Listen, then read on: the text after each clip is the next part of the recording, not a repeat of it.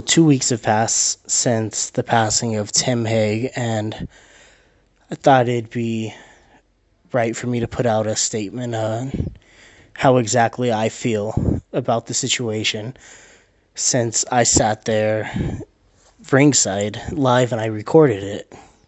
Now, leading up to the fight, Tim wasn't the original opponent. There were two opponents scheduled to face Braidwood, and they both pulled out. So Tim made it in as the last-minute replacement, and it was something he really wanted to do. I mean, Tim's the type of guy that would do anything to make money for his family. I've seen Tim in with some really good fighters, and I mean, even though he didn't always win, he was in the fight. I mean, he always had a puncher's chance, right? After the second knockdown in the fight, I told the photographer that was sitting next to me that the fight needs to stop because Tim was taking way too much punishment. Obviously, the fight wasn't stopped, and Adam ended up winning clearly. And it was a great showcase fight for him, but the end result sucked. The following day, when I learned that Tim was in the hospital and he was being declared brain dead, it hit me in a way where I felt really bad for what happened, but I didn't really feel as bad until the following day when I learned of his passing. I was in shock for the next couple days on what had transpired, considering the fact that I sat there ringside and I watched it happen. One thing people need to remember is that boxing is a combat sport, and there's risks as in any sport that you play. I mean, baseball, you could take a ball to the face, you could break your leg, you could even get severe concussions playing football. These guys know what they sign up for when they're fighting.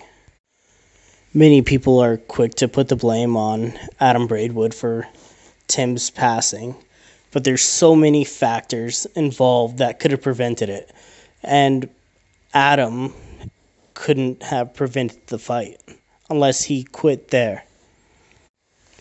A lot of people are talking about blaming the ref, and I felt that way at the time as well. I mean, yeah, the fight could have been called. The referee should have stopped it. But Tim's corner should have as well.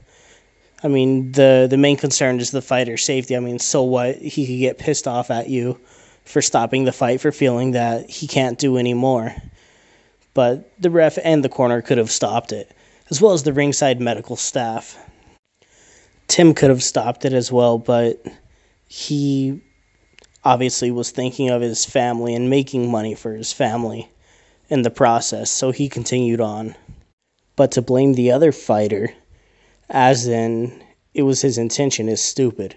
I mean, if someone goes bungee jumping and the equipment is faulty and the person falls to the ground, you don't blame the earth for being there. The fact of the matter is that Tim's passing was very tragic. I mean, this guy loved to do so much for his family and kids in the community.